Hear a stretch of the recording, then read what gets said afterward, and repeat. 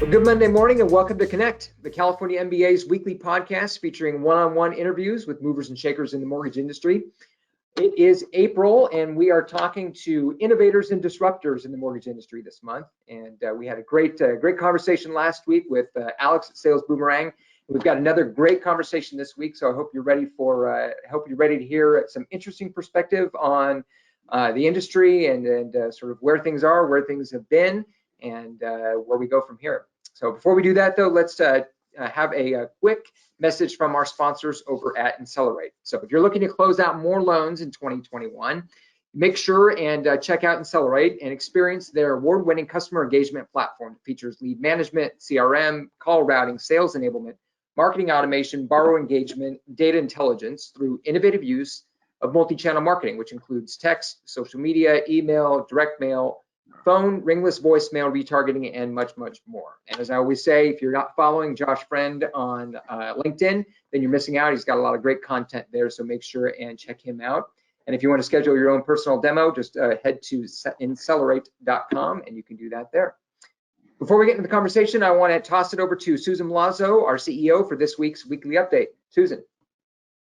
Thanks, Dustin. Hi, this is Susan with the California MBA, and this week I'm talking with you about the Western Secondary Market Conference that'll be held in person August 24th to the 26th at the beautiful Monarch Beach Resort in Dana Point.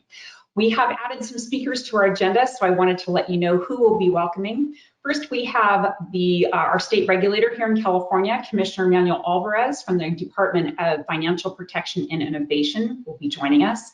We also have Marcia Davies from the National MBA bringing her Empower Leadership series to this year's conference. And we're welcoming as our keynote speaker, Lee Steinberg, who's a sports agent and the real-life inspiration for Jerry Maguire from 1996. I had the great pleasure of meeting him on a video call last week. He's a wonderful guy and can't wait to see him in person. So we'll be opening up registration for the Western Secondary Market Conference in the coming weeks, but we do have some sponsorship opportunities that are available and they are going fast. So if you'd love to have your company featured as a sponsor for Western Secondary, check out what we have to offer and I hope to see you there. That's it for this week. Back to you, Dustin. All right, thanks, Susan. Now I'm excited to welcome in our guest for this week's episode. He's been a longtime friend of the association, good supporter of our events and our programs. Brent Chandler, founder and CEO of FormFree. And as sort of a bit of a preview and an aside, if you're thinking about attending the Mortgage Innovators Conference, but you haven't quite registered yet, bit of a preview here. Brent is going to be speaking at the conference coming up. And if you use promo code Brent, when you go to register for the Mortgage Innovators Conference, you'll get 50% off the registration fees. So make sure, and you can even pause this right now and go to mortgageinnovators.com, use promo code Brent and get 50% off your discount, and then come back and watch the rest of the episode. All right, Brent, welcome. Thank you. It's a pleasure to be here today. Yeah. Well, it's been about, it's been about 8 months or so since we last talked. And I'm curious, just to kind of kick us off here, you guys have, since we last talked, FormFree's unveiled new branding to reflect its focus on expanding financial inclusivity for homeownership. So from your perspective, is financial inclusivity the new frontier for innovation at FormFree? Absolutely. And it's important to note that, this has been an issue that's plagued our industry for some time, and we're delighted to be out in front, leading the charge. But this is something we should all be focused on. But our primary focus is to provide access to the data, understanding where the data resides, how to gain access to it, and then apply the intelligence on top of it that can help reach those systematically left behind individuals who have, without socioeconomic backgrounds or gender or race bias. So really looking at creating transparency of data and extending credit to so many that have been left behind, especially now when we know that it's so important. I mean, there's so much that we can do to help these underbanked or non-credit FICO holders gain access to that much needed credit. And so we make credit happen, part of our focus. Right on, right on. It sounds like that's definitely, you guys are taking it to the next level there at FormFree. So I'm curious, just to sort of back us up. I'm really curious. You guys are definitely one of the top innovators and disruptors in the industry right now, and have been for several years now. So from your perspective, as one of the founders of the company and current CEO here, what do you think has made FormFree a successful innovator or disruptor in the mortgage space? What's been your secret sauce? Well, it's been a combination of things, but it really starts with a true vision and uh, having a deep understanding, a passionate understanding of that vision, and then the manifestation of the realization of that vision. So I know that sounds really esoteric, but the reality is that understanding something.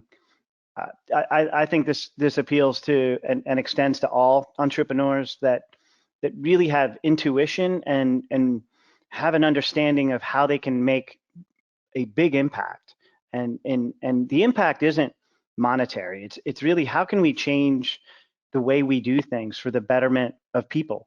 And so at an early stage, I knew without hesitation that understanding where that data resided, how to gain access to it, apply that intelligence to create kind of a new way of looking and understanding at a consumer's financial DNA, could create greater purchase certainty. And that's ultimately, where we see that understanding of transparency of risk.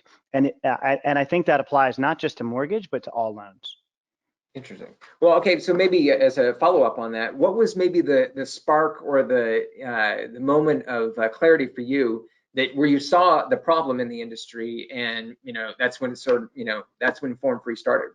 Maybe describe that moment for us. Yeah, it was an aha moment. Having spent 15 years on Wall Street in various capacities, modernizing trading and brokerage, I had some experience.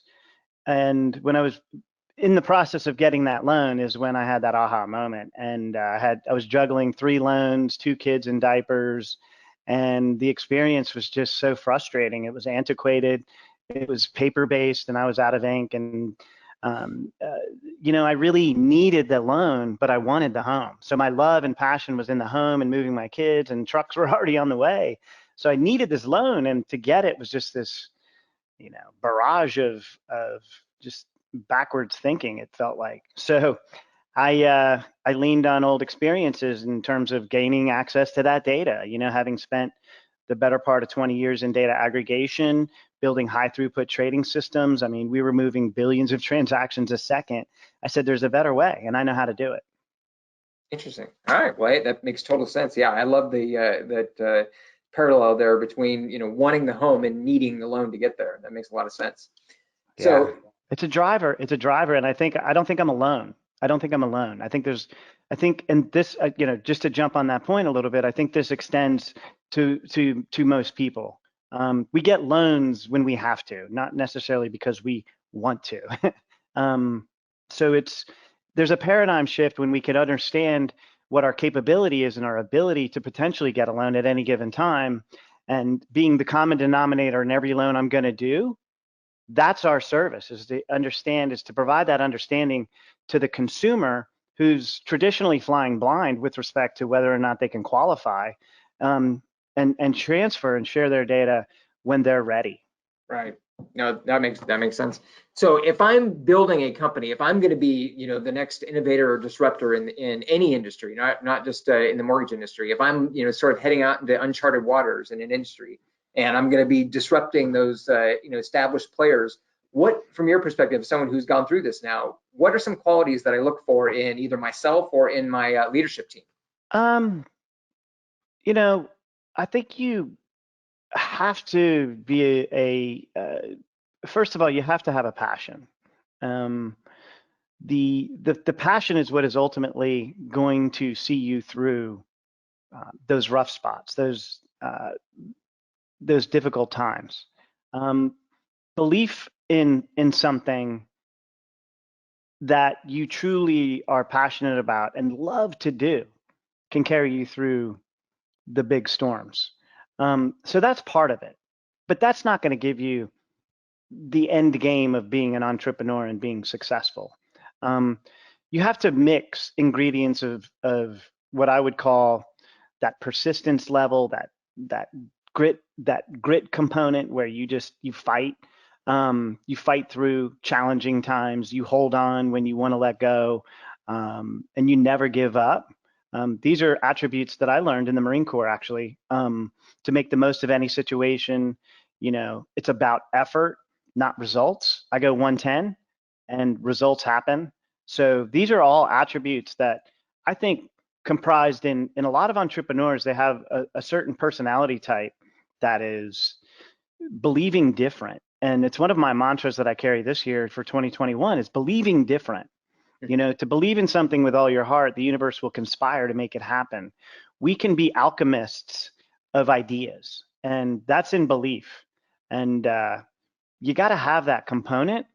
And when people are resisting or saying no, you can listen to them, but you can also help them see things differently. And that persistence will play out over time.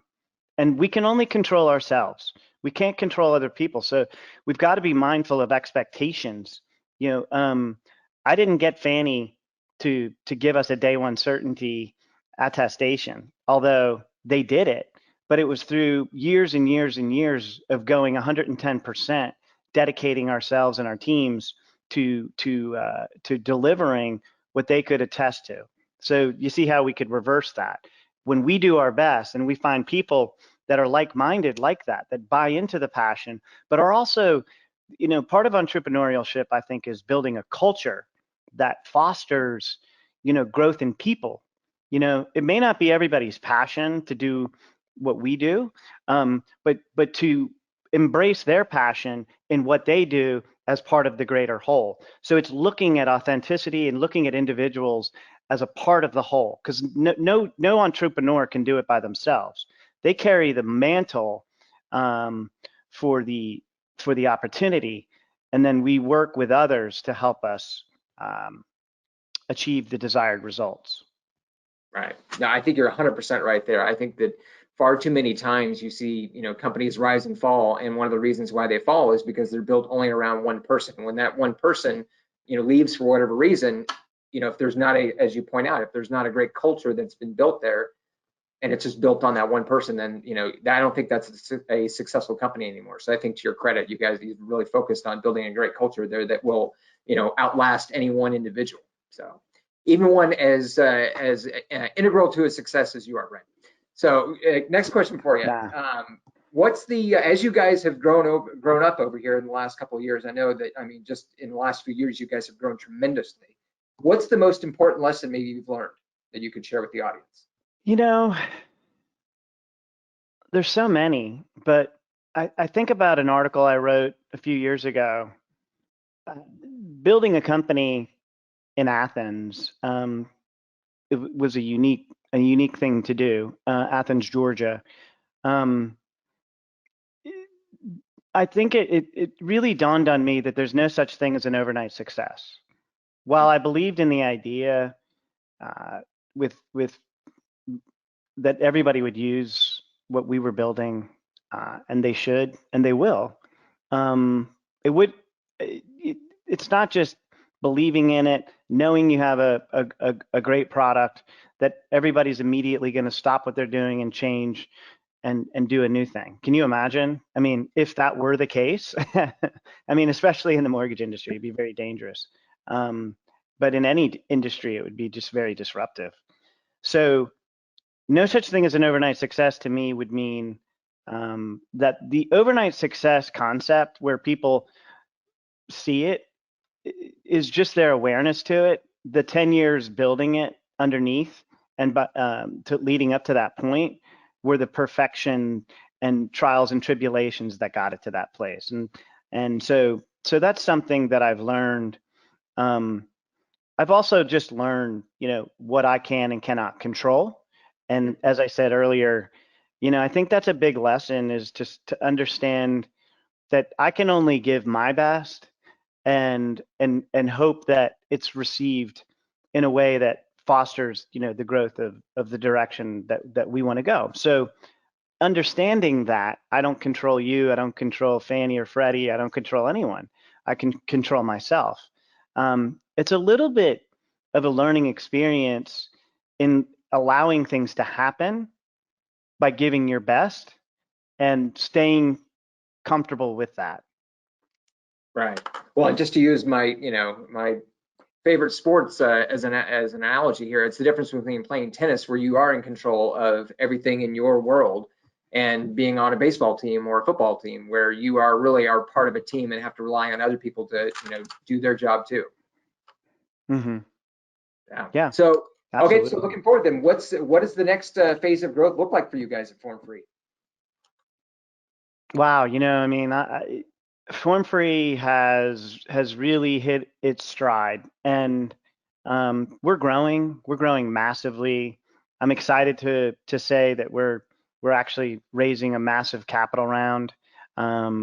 We are at a place where we can see so much opportunity that we are aiming for some really big growth, and so we're growing, we're hiring new people, as we're delighted to be through this, coming through the COVID experience and coming back together with people, and we spent the last year and a half building out a new office. It's been a really great experience. So FormFree is really going to the next level. And what does that mean? We are doing a massive cap raise, and that is for continued growth, continued operating expenses, but also we're seeing new opportunities in new verticals. And what we think about is building something once perfectly and selling it 1 billion times. So we're embarking on that, and we're really trying to focus on where consumers are best served with our technology, that then ultimately serve the lending markets and ultimately the investor community. Interesting. All right, we'll have to keep an eye on that. So in the mortgage industry specifically, I mean, there's been a ton of disruption and innovation here in the last 10 years or so. Most of it on the front end of the business, and you guys have certainly had your impact on the industry here. But what would you say going forward? Where is there the most opportunity for the next round of innovation and disruption, if you will? Well, I think it's time for lenders to introduce the fax machine and begin to use it post haste. No, I'm kidding. Do I really want to tell you where the disruption is going to be? I'll tell you. Little tongue in cheek here, but just between us. Yeah, no, look, man, we think that there's a huge opportunity to, credit's falling apart. We have new ways to understand the credit data to really understand that consumers, historical, payment history and so forth in better ways than FICO is doing it today. So we're attacking that vector pretty hard and heavy, creating intelligence around that data and then assimilating it with additional new data points, alternative data, data that we're collecting on a regular daily basis for the mortgage underwriting process. All of these things culminating together where we have asset and credit, we have nirvana, and doing it in ways that no one's thought of before. So instant access to information, and then applying new intelligence with natural language processing, machine learning, and artificial intelligence. We are focused on bundling that consumer financial DNA in a non-fungible token. And an NFT, I'm sure a lot of folks have heard about as it relates to all sorts of things these days. But it really is truly the tokenization and commoditization of a consumer and the democratizing of lending. So imagine at any given time, a consumer can understand what their ability to pay is, and then utilize and share that token in a DeFi blockchain environment that essentially shares their smart contract, their profile information with a downstream lender who can read it and have business rules that understand it instantaneously. We can fast track transactions of lending of all types, shapes, and sizes. So, we're focused on, and that's part of that cap raise, and that's part of where we're going. We see the democratization of lending for the consumers, to empower consumers to understand their ability to pay, to use virtual credit at any given time.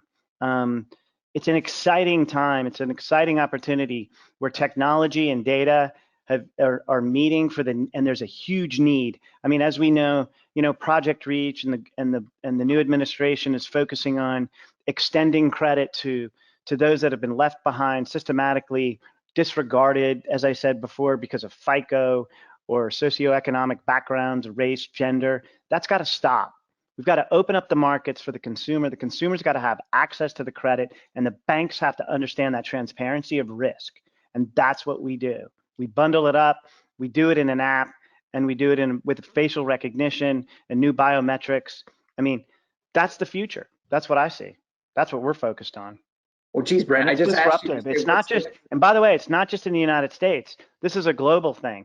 Everybody borrows money, and everybody has an ability to pay some amount. That's our intellectual property. That's our patent, and that's our mission.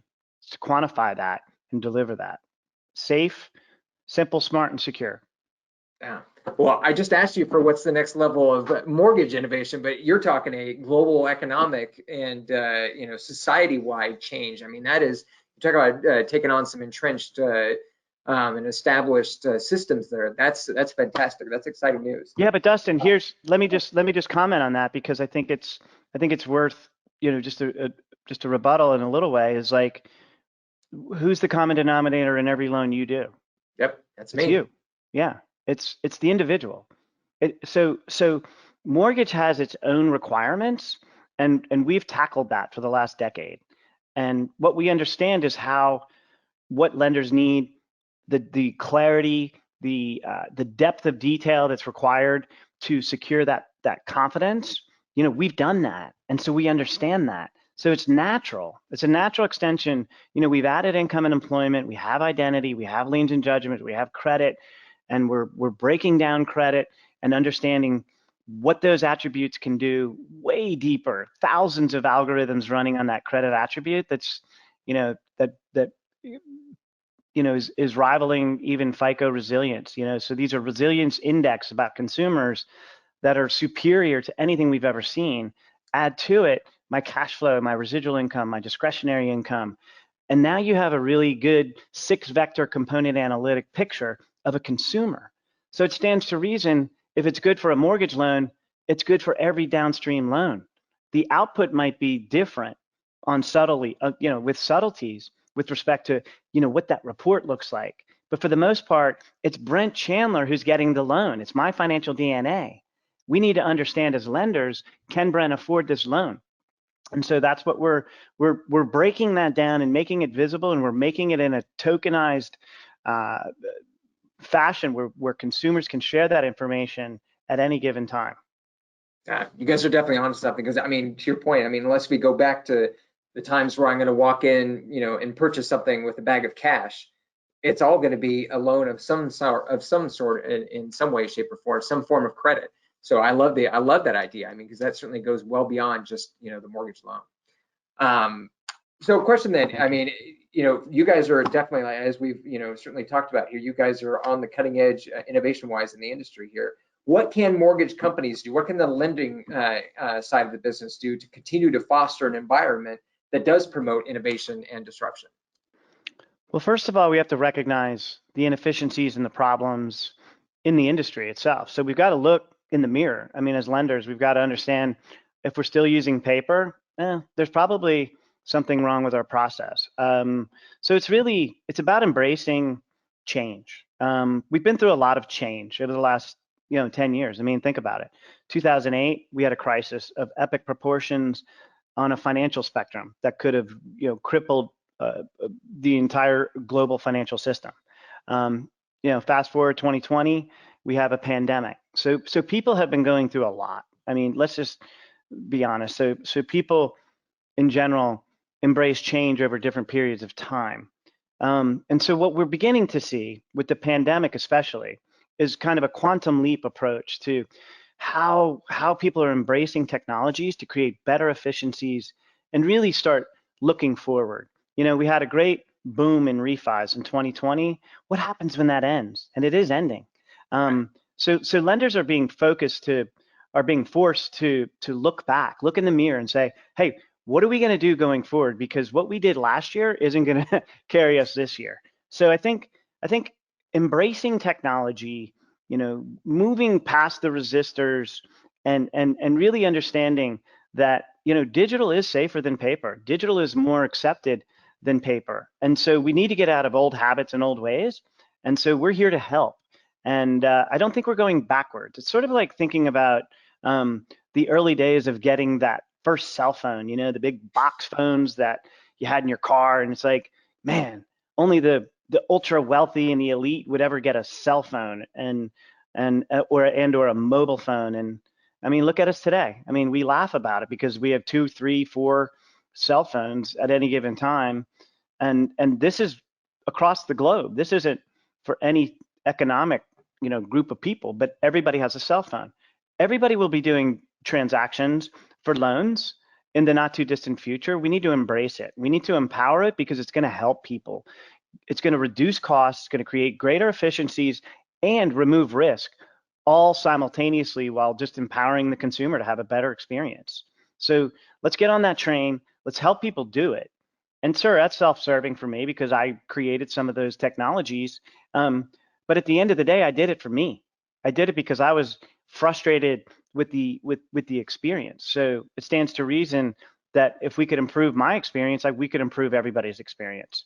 And the data's in, the story's in. We know we're going in this direction. It will be an end-to-end digital transaction. And so I think lenders that embrace that earlier, fully, all the way through, mandate it, push it. We'll train you, we'll help educate you, but here's how simple it can be, Dustin. Where do you bank?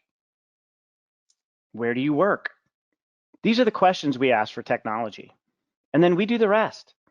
I mean, we envision a day where there's a link to an app store, you download the app, put up your face, and you get a loan. And the lender's there to help you through that process. No longer do they have to shuffle you through gathering all your documentation and chasing down paper and extrapolating paper into data into a system and manually typing that in, fat fingering some information and getting it wrong and time happening and rate locks, et cetera. So what we see is an instantaneous type transaction that can happen at any given time. And then we simply need to fulfill the rest. Let's go get the title. Let's go get the appraisal. Let's do some disclosure documents. And those can all be facilitated through a loan advisory type process. So morphing out of, this broker kind of interaction for the transaction itself, but more as an advisory role, helping Brent Chandler through one of the biggest exchanges of my life. Help me understand the ramifications of an ARM or a long-term a 30-year versus a 15-year, those types of things. And also, help me identify the right type of loan or the right type of home. Maybe I'm aiming too high, those types of things. So I see that more of an advisory role in the future, embracing technology where we empower those lenders to facilitate better loans, faster throughput, more efficiency, less expensive, and better experience all the way through. Yeah, no, I think you're 100% right. And I think that loan officers that embrace that will see that it's not that you're being, phased out, it's you're being phased up. I mean, you're now able to focus on, solving, as you mentioned, solving the, difficult problems and focusing on the big problems that need fixed and not having to deal with the menial stuff that was, wasting your time before. And now, technology can solve that problem and, allow you to really focus on solving problems for borrowers. Yeah. So last question here, we're starting to run out of time here. So last question, you guys have been, big supporters of the California MBA for a number of years now.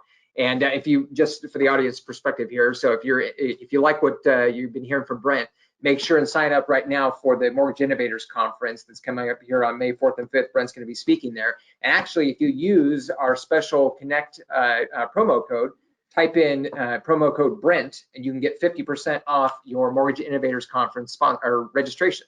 So make sure to do that. You can see more information about that in the description below. But Brent, last question to you. Why should the tech and vendor firms like FormFree, what causes you to support advocacy groups like the California MBA? Well, look, I think we think of it as a team thing. I think there's critical groupthink that can come from collaboration and these types of organizations, which are really aiming to help solve problems. We got to identify the problems and come up with solutions.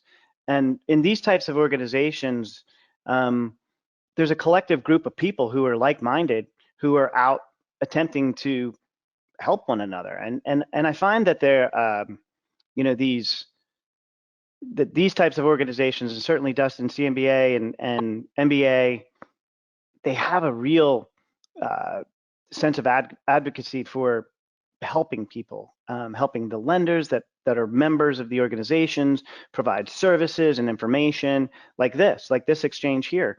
You're helping those in the audience who are members understand more about FormFree, and we appreciate it. So it's a like-minded exchange of information, but it's also about relationship building. And as a society and as a group in mortgage, we're better together.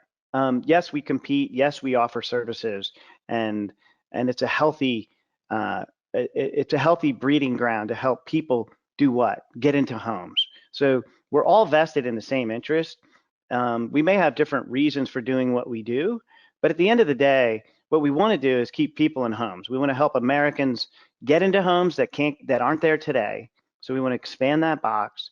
These types of affiliations and organizations enable us to come together and to move an industry forward to help the greater good. So, it's important on that level. It's an important, we have a lot of fun together when we do these types of events and participation. There